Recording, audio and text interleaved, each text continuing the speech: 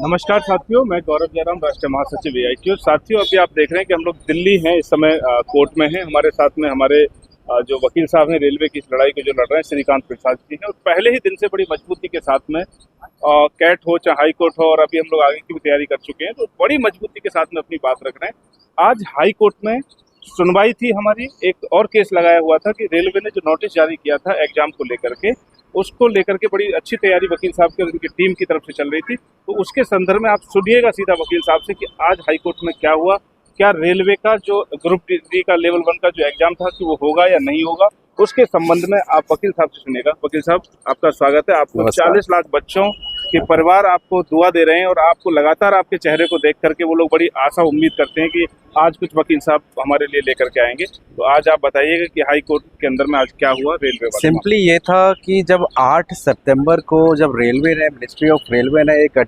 Circular निकाला RRC की website पे कि एग्ज़ाम डेट जो है इस एडवर्टीजमेंट के ग्रुप डी लेवल 2024 का नवंबर से होगा। 12 नवंबर या 17 नवंबर जो है उस तारीख से एग्ज़ाम होगा।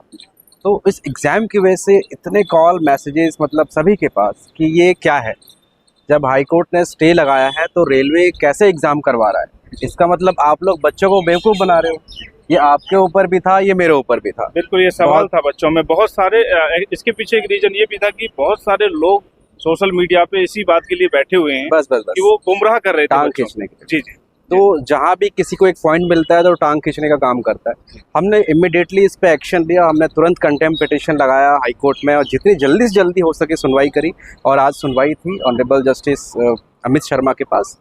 और आप सोचिए कि सबने देखा होगा, मुझे लगता है सब लाइव तो थे ही, इतना इंपॉर्टेंट मैटर है। तो हाई कोर्ट ने बहुत बुरी तरीके से रेलवे को बहुत कड़क फटकार लगाई है, इस लेवल की कि वो मतलब फिजिकल कोर्ट में आना उन्होंने मतलब उचित नहीं समझा। अगर फिजिकल कोर्ट में आते तो आज कहाँ उनको इतनी डांट कड़क मिलती। तो उसलिए बचा करके कोर्ट ने बोला भी कि इतना इंपॉर्टेंट मैटर में आप ये क्या इस तरह से लापरवाही कर रहे हो। और कोर्ट ने साफ बोल दिया कि देखो मिस्टर सिन्हा, हमें कोई मतलब नहीं है। जब रिक्रूटमेंट प्रोसेस को हम स्टे कर चुके हैं, डिवीज़न बेंच ने किया हुआ है, 2 जजेस ऑफ हाई कोर्ट ने, बहुत बड़ी बात होती है, सिंगल भी नहीं डबल जजेस की बेंच ने, तो आपने एग्ज़ाम की डेट कैसे निकाली। इस पर रेलवे का कहना था कि नहीं नहीं, हम एग्ज़ाम रिक्रूटमेंट नहीं कर रहे हैं, हम सिर्फ डेट निकाले हैं। तो डेट का क्या मतलब है। हाई कोर्ट ने बोला कि डेट क्या, मॉक टेस्ट करवाने के लिए डेट निकाला आपने। मतलब इन्होंने जो एप्लीकेशन फॉर्म भरा है 1.5 करोड़ बच्चों ने, इनके साथ आप मॉक टेस्ट खेल रहे हो। तो बहुत बुरी तरीके से मतलब बहुत कड़क शब्दों में बहुत चीज़ें करी। उसके बाद तुरंत के तुरंत उस नोटिफिकेशन को स्टे कर दिया। बोला कि कोई एग्ज़ाम नहीं होना।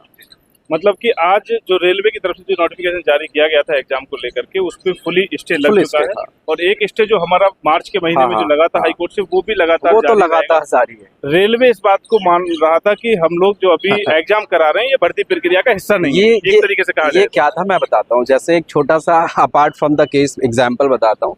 जैसे एडजस्टमेंट जिसको कहते हैं ना, कि जगह बनाने के लिए थोड़ा सा पहले हल्का सा करो, फिर घुसो फिर एडजस्ट हो जाता है। तो रेलवे का कहीं ना कहीं कुछ तरीका होगा कि किसी तरह एग्जाम डेट चुपके से निकाल देते हैं और देखते हैं कि इस पे कुछ कार्रवाई तो नहीं होती हम पे, हम बच तो नहीं जाएंगे, फिर हम आगे डेट एग्जाम करवा देंगे।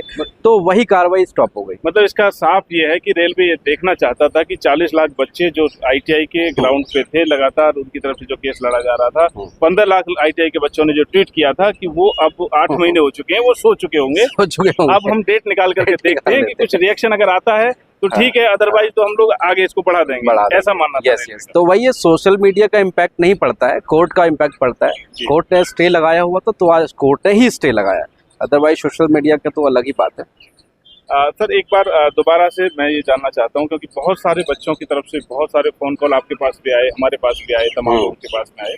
उसका कारण है कि सोशल मीडिया पे बच्चों को जो परोसा जाता है टीचरों के माध्यम से या जो भी है, वो उसको बच्चे ग्रहण कर लेते हैं। पॉइंट टू पॉइंट ये क्लियर कर दीजिए कि अभी कैट का जो हमारा मामला गया हुआ है, उसमें अभी शायद अक्टूबर में शायद वो डेट लगी हुई है उसकी। तो अब कैट के ऊपर में इसका क्या इफेक्ट पड़ने वाला है? देखिए, एक चीज़ मैं ये कहना चाहता हूँ, देखो जुडिशल सिस्टम में पूरी अधिकार है कि आप किसी से कितना भी बड़ा एडवोकेट हायर कर सकते हो जी। तो आप समझिए कि रेलवे एक इतनी बड़ी ऑर्गेनाइजेशन है और रेलवे ने अपना बेस्ट एडवोकेट जो उनको लगा उनको हायर किया हुआ है। अब बच्चों का कहना है कि हमने एग्जाम को रुकवा रखा है, ये एकदम गलत है। भाई, आपके पास इतना बड़ा एडवोकेट है, आप स्टे हटवाओ, आप एग्जाम करवाओ, आप डिसीजन करवाओ, आपको कोई मतलब नहीं है। 30 अक्टूबर की डेट लग गई है, रेलवे को कोई मतलब नहीं है। मतलब हम ITI के साइड से भी लड़े और हम 10th वालों के साइड से भी लड़े, ऐसा पॉसिबल लॉ में नहीं होता है कि हम जाके डेट फास्ट करवाए, हम जाके ये करवाए। ये उनका काम है, उनकी भर्ती इस प्रोसेस पे स्टे है। उसके बाद भी हमने 2 बार हमने कोशिश किया था कि इसमें जल्दी से जल्दी सुनवाई हो जानी चाहिए। हाँ। तो ये बच्चों का बिल्कुल वकील साहब का साफ कहना है। देखो वही आज मैं भी बता रहा हूँ कि खाली एग्जाम करवा दे, देखो हमारा कोई इंटरेस्ट नहीं है, बट आपके इंटरेस्ट के लिए मैं बात कर रहा हूँ बच्चों। आप 40 लाख स्टूडेंट्स की बात कर रहा हूँ, मेरा कोई मतलब नहीं। आप कहोगे 40 लाख की सर विड्रॉ कर लो केस, हम तुरंत के तुरंत विड्रॉ कर लेंगे, हमें कोई मतलब नहीं। लेकिन चीज़ ये है कि आप थोड़ा अपने फ्यूचर को नहीं देख रहे हो। आज एग्जाम हो जाता है, कट ऑफ 99 100 के पास जाएगी, और जो बच्चा SSC की तैयारी कर रहा है, UPSC की तैयारी रहेगा, वो एग्जाम तुरंत क्लियर कर देगा। उसके लिए छोटा बच्चा है ये। लेकिन जो ITI के हैं, जो अप्रेंटिसशिप के हैं, वो लोग बहुत दूर फेंका जाएंगे। बस उन्हीं के इंटरेस्ट में कर रहा हूँ। लेकिन दूसरा डोमिनेशन इनको इतना गुमराह करके चला रहा है कि ये जो भी है वो समझ जाएंगे बच्चे धीरे धीरे। तो स्टे है, कोई प्रॉब्लम नहीं है, आप लोग फ्रंट फुट पे रहो, आप लोग आराम से रहो। यहाँ पे एक सवाल और मैं पूछना चाहता हूँ, क्योंकि बच्चे अप्रेंटिस के भी बहुत सारे लोग हमारे संस्था के साथ में भी जुड़े हुए हैं। उनको ऐसा लगता है अप्रेंटिस वालों को कि एग्जाम हो जाए 10th बेसिस पे तो हमें जॉब लग जाएगी, ITI वालों की वजह से हमारा नुकसान। मैं बस बता देना चाहता हूँ छोटा सा एग्जाम्पल। 2019 की जो ग्रुप D की रिक्रूटमेंट थी, आज ये 5 साल के बाद आई हुई है जी। और इंडिया में कोई भी रिक्रूटमेंट प्रोसेस स्टे करना बहुत इम्पॉसिबल काम होता है। 0.1% जो हुआ है, देखो 2019 की भर्ती आज तक डिस्प्यूट में है। कुछ बच्चे जिनको ज्वाइनिंग कराई, उनको आज 2.5 साल के बाद निकाल रहे हैं, उनका केस भी हम लड़ रहे हैं, उनको भी स्टे करवाया, गवर्नमेंट जॉब में है अभी। कुछ बच्चे जो ज्वाइनिंग कर मांग रहे थे, वो भी आज केस लड़ रहे हैं। मतलब 2019 की भर्ती अभी तक लटकी पड़ी है अप्रेंटिसशिप की।